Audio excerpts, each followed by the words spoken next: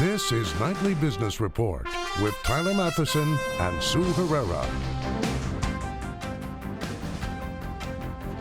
Good evening, everyone. Welcome, happy Thanksgiving, and welcome to this special edition of Nightly Business Report. I'm Tyler Matheson. And I'm Sue Herrera.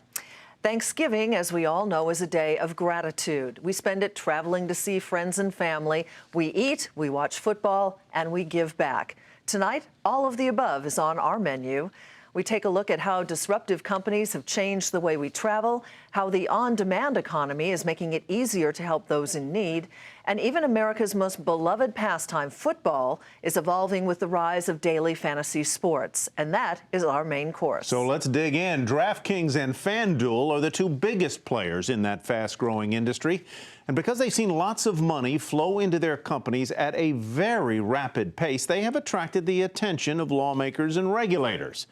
Things only got worse in October when the New York Times reported that an employee of DraftKings accidentally leaked proprietary information to the public the same week he won a fantasy contest on a rival site. That raised a lot of questions about the integrity of the industry as a whole and daily fantasy sports in particular.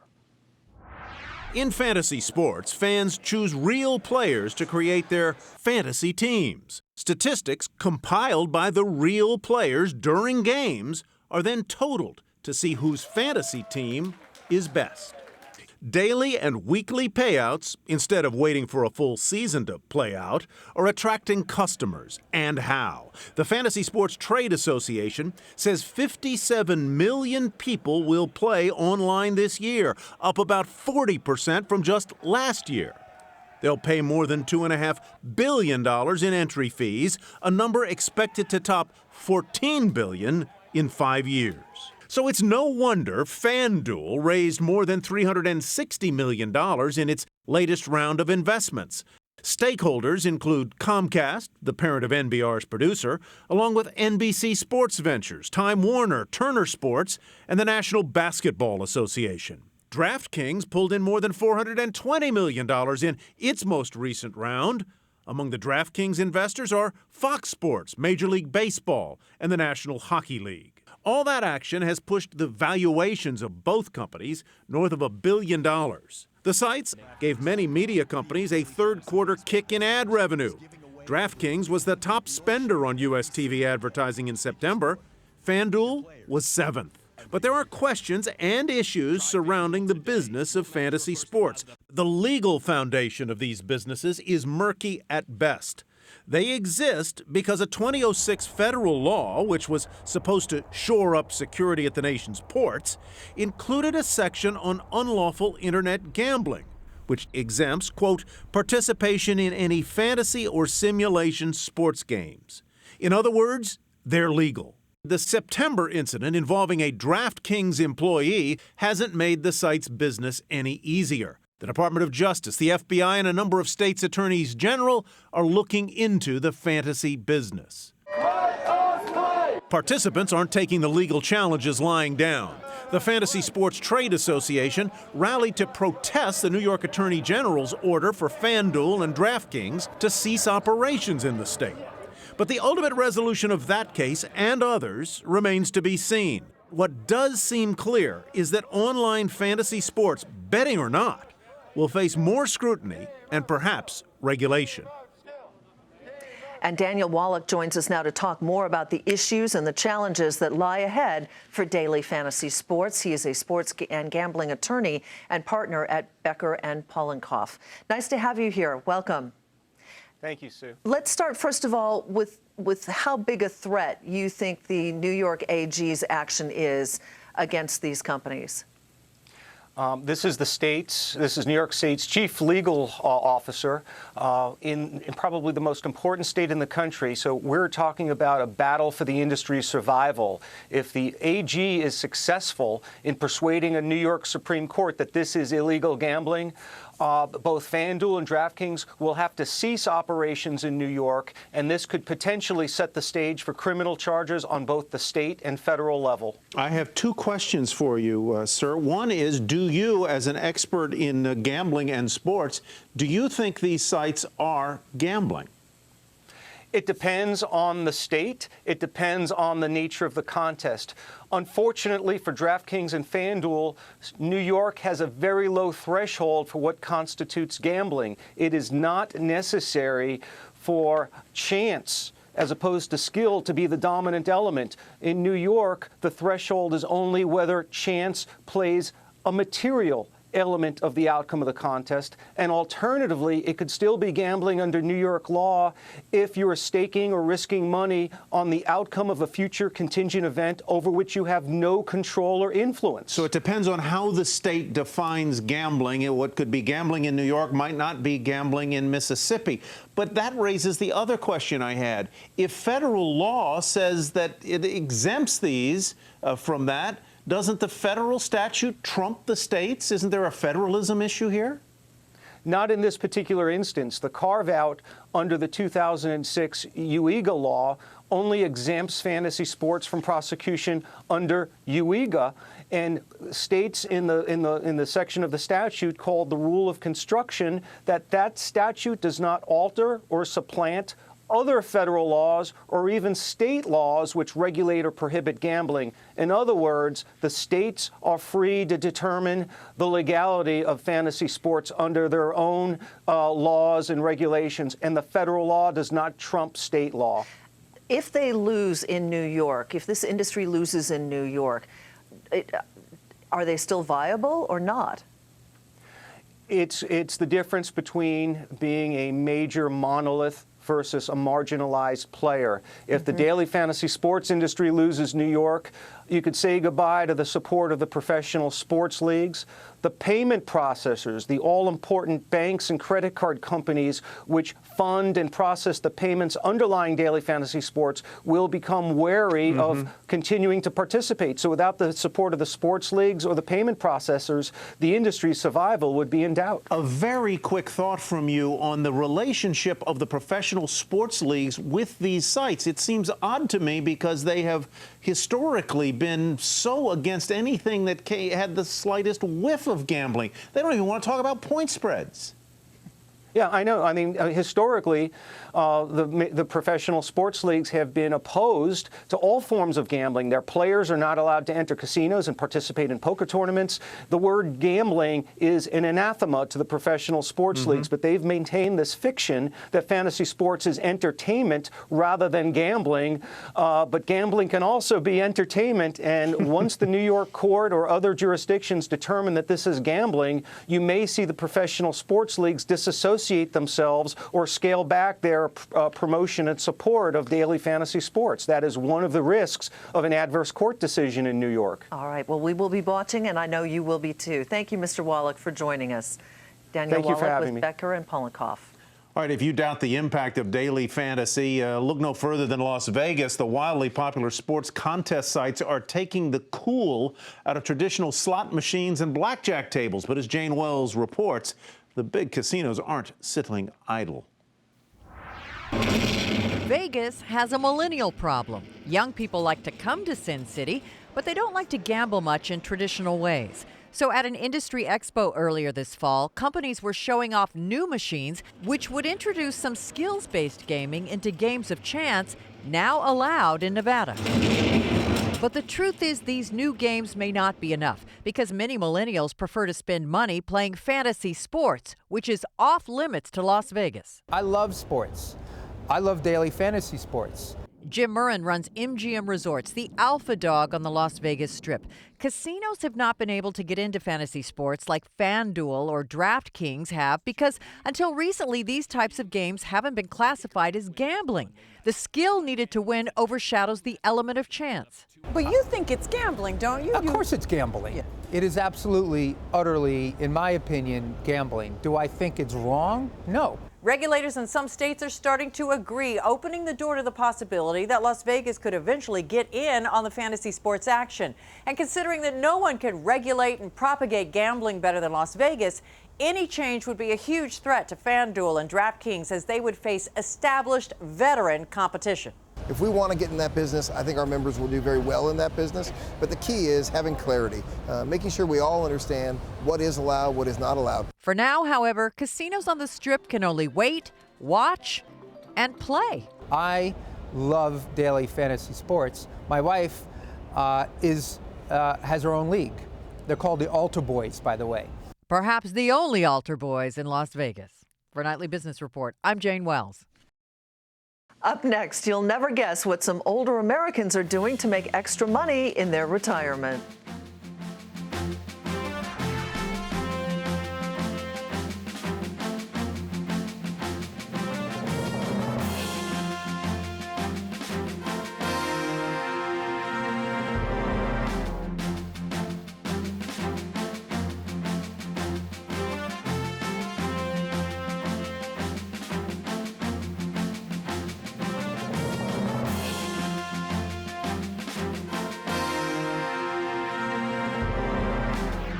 If you have somewhere to go this Thanksgiving, one way to get there is Uber. The ride-sharing app has become the poster child for the sharing economy. And perhaps it's no surprise that it has impacted the larger economy in ways we haven't even figured out yet. And as Kate Rogers reports, even older Americans are feeling the startup's effect. As the American workforce ages, with workers over 65 outnumbering teens for the first time since 1948, according to the AARP, some retirees are finding new work in the sharing economy. Take 69-year-old Judith Gordon in Phoenix, Arizona. Gordon read about Uber in an ad on Craigslist and was intrigued by the opportunity driving presented. I applied, I loved the ad, and I was accepted, but I didn't take the application for 3 months because I was in limbo, not sure whether I wanted to be a driver. So I had a dream, and it said to me I could make a lot of money. So I went down, picked up my phone, and started driving right away. Gordon now drives as much as 50 hours a week, calling Uber her pastime. She says she can make up to $850 a week as a driver partner. I do love meeting new people. Every rider is a new person with a new personality and new things to talk about, and it's actually exciting. The AARP says about 1/3 of the American workforce is now over age 50. Uber's driver demographics aren't far off from that stat. In a report released earlier this year, Uber said about 25% of its driver partners are also over the age of 50. Information about driver demographics from companies like Uber and Lyft, mainly how many drivers total they have, is scant. This as lawsuits play out in California courts over whether drivers for both companies are employees or independent contractors. For drivers like Don Eason, a 64-year-old retired entrepreneur, employee status doesn't matter. Eason began driving for Uber nearly 9 months ago. He read about the ride-hailing startup in the news and was intrigued. Well, it sounded too good to be true, actually. And I just told my wife, I said, I'm gonna go drive a cab. And she laughed. She said, you won't last a week because you hate to drive. And I told her, well, I've never been paid for it, so let me see what happens. Now he's hooked, driving up to 35 hours a week. For somebody that's retired and for the times I drive, I found out the best time for me was weekdays, not at night, not on weekends. And for whatever reason, it worked for me, and I make enough money that it supplements our income so that we can take more vacations every year. That's the whole gist of this. Me and my wife go on vacations. Uber competitors Lyft and Sidecar declined to break out their specific driver demographics. But Lyft says it's seeing an increase in drivers over 50, and Sidecar says drivers average ages 35 to 45. For Nightly Business Report, I'm Kate Rogers.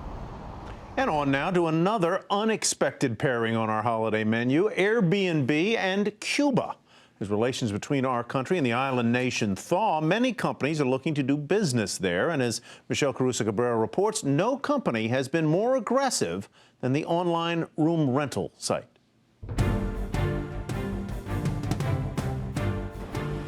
These 4 women are visiting Cuba from Oakland, California, as a birthday celebration for Tanja Jacks. When they tried to book a hotel, they found there was a problem. You can't really use your credit cards to book online at hotels. So that was the major challenge. U.S. credit cards still don't work in Cuba, so enter California-based Airbnb, an online booking site that allows people to rent private homes and apartments. The women chose to stay at this beautifully restored neoclassical home, which sleeps 4. It's costing them $100 a night, and they paid in advance with their credit card on Airbnb. Airbnb launched in Cuba last April and within 2 months had more than 1,000 homes listed, including apartments like this one from Marta Vitorita. Turns out Cubans like Marta have been renting rooms in their homes for decades because it was one of the only private sector activities permitted by the communist government. When Fidel Castro seized power in a coup in 1959, he quickly took over every business. So there was plenty of supply from people who wanted to make extra money legally. What Marta likes about Airbnb is she gets paid no matter what, even if the client doesn't show up, which used to happen a lot in the past. And to be in BRB is like a miracle. Jordi Torres is the Airbnb executive in charge of Cuba. Airbnb is based on the internet. This is a country with hardly any internet. How do you overcome that hurdle? Cubans are really entrepreneurs, and they have fixed the issue for us. For those that don't have internet, they have found ways to leverage local connections to represent many. Here in Cuba, there's a sort of gray market for internet access. Those lucky few that do have a legal connection to the internet manage the Airbnb listings for those who don't. Airbnb says Cubans who have rented out their homes have received on average $90 for each stay. It's a huge amount of money in a country where the average salary is only $20 per month. For Nightly Business Report, I'm Michelle Caruso Cabrera in Havana. So how is the sharing economy impacting the overall economy? Gary Burtless, a senior fellow with Brookings Institution, joins us now. Gary, good to have you. Let's start, first of all, with that overall theme, really. How is it affecting the U.S. economy? Well, there's no doubt it's been a good deal for a lot of consumers who are trying to buy services like car rides from point A to point B, room stays somewhere, often places where hotels don't serve them very well. So it's great for the consumers, and I think it's probably pretty good for the people who want to provide services through this this new form of doing business. Uber has been controversial. The ride-sharing services have been controversial in many large cities because they have existed largely outside of the regulatory framework that governs taxi cabs and livery drivers and limousines and so forth. Is it inevitable that these companies, whether it's the ride-sharing or the apartment sharing, are going to become subject to more regulation? Oh, I'm sure they will. First of all, a lot of communities have taxes on very similar services like hotel rooms or motel rooms, and they're going to want to collect similar kinds of fees, I think, from Airbnb renters. So yes, there is going to be, and there's going to be suspicion, are the drivers well qualified and so on.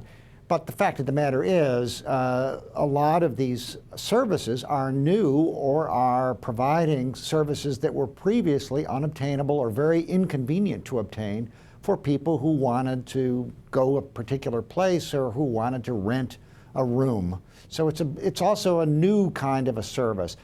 Whether it's a big part of the economy is another question entirely. I think the capital valuations of some of these companies suggest it may be huge or very profitable, but it's not a very big slice of the service economy yet. Is there a downside to this? I get the upside, certainly, but what about the downside? Is there one? I think the downside might be that it is easier to regulate employers of wage and salary workers to ensure that those workers have some protections, unemployment insurance protection, workers' compensation protection, and so forth. And independent contractors who work through Lyft and Uber are probably not going to receive that kind of protection. Up to now, I think that there are plenty of people who want to provide that service even without those protections. But nonetheless, if this really becomes a big way to deliver these kinds of services, we have to worry about the worker welfare. On that note, Gary Burtless, thank you so much for joining us tonight, Gary. All right, coming up, how one startup is hoping to fix a $165 billion problem, food waste.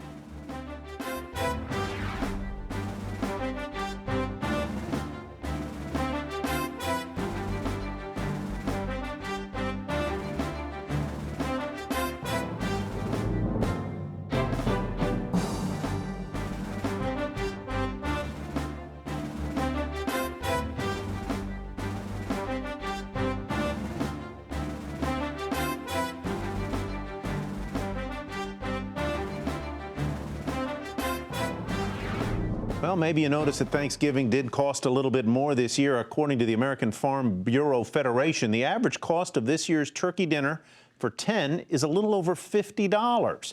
That's a 70-cent increase from last year and the priciest it's ever been. But to me, $50 for 10 is a bargain any way you look at it, Sue. I think so too, Ty. Well, the on-demand economy seems to have touched every industry, and food is no exception. When you think of takeout, perhaps greasy pizza or Chinese food comes to mind, but one D.C.-based startup is hoping to give that image a makeover. Kate Rogers is back, and she has our report tonight from our nation's capital.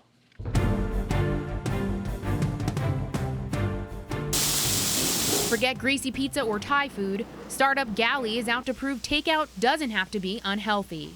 Alan Clifford and Ian Costello, former Living Social employees, wanted dinner to be fast, cheap, and good for you. We have a team of chefs, like you can see around me today. They're making options from scratch. You can go on our mobile app or website, choose what you like, and then in a 30-minute window or on demand, we'll deliver it out to you, ready for you to do one quick finishing step in the microwave or oven and pouring a dressing or sauce over it. And then it feels and has the consistency of a home-cooked meal without doing any of the shopping, cutting, cooking, etc. The service launched in January 2015 and is now serving D.C. as well as Baltimore and Bethesda, Maryland. Prices range from $10 to $14 a meal and include delivery and tip. In less than a year, Galley's gone from its two co-founders cooking and delivering every meal to a staff of more than 70 preparing hundreds of healthy meals like this every day. And the appeal for investors, less costly overhead. When you think of a restaurant, first of all, the costs are a lot higher because you're actually having physical property, physical real estate that people are coming to. And because you're in a physical space, that geographic area that you can serve is limited. But Galley can serve the entire city every day without having that physical space. So you win on both sides. In the future, they're looking to expand locations and offerings. The duo say they're seeing double-digit growth each month and that their new lunch option is growing even more quickly than dinner did. Whenever people think about food, we want them to think about Galley. So whether it's breakfast, lunch, dinner, whether it's early or late, whenever during the day, they can get a Galley meal. For Nightly Business Report, I'm Kate Rogers in Washington, D.C. Well, besides making it easier to order in or to get around, technology is also being used to help people in need. Tonight, we'll introduce you to two entrepreneurs who have thought up a high-tech business solution to an all-too-common problem: food waste. Their startup helps to redirect discarded food to aid the fight against hunger. Roughly 40% of all the food in the United States goes uneaten. Most of the extras end up in a dumpster or a landfill. We need another food bank in Kansas. Roger Gordon, Barbara Cohen, and Roger's brother Richard are doing something about it. Richard is a trucker, and from time to time he'd have a shipment that was rejected by the receiver because the eggplants were too dark or the carrots weren't straight enough or what have you. So he'd call me, and I would go looking for a church or a food bank or someone for him to take it to. He didn't find many takers, though. Richard Gordon's been driving big rigs for 30 years. He spoke to us from his truck in Virginia via Skype. Because produce doesn't last long, you have to keep it moving. There isn't much time when fresh food becomes available, and many truckers offload in the wee hours. Restaurants close up late at night when most nonprofits are closed. And we started to think, well, maybe we could, if you could build an app to get people to food, maybe you can build an app to help food find people. Their app, called Food Cowboy, gives for-profit food distributors a way to communicate with nonprofits looking to help the needy and vice versa. We're right on the frontier. I mean, we really are. We're doing something that hasn't really been done. And Barbara Cohen's expertise in public health, nutrition, and hunger issues helped the Gordons craft a big business-style app that's palatable to nonprofits. Food Cowboy is an air traffic control system for food that is coming in from a donor and going out to a recipient charity. Donated by. The business community holds the food, so creating a system that charities can use that replicates the way that businesses think creates a better match. Can we get an 18-wheeler into your parking lot? Recipients pay Food Cowboy 10 cents a pound, less than half their normal delivery charges. Larger donors, C corporations, get a tax deduction. But smaller businesses like family farmers and local restaurants have fewer guaranteed incentives.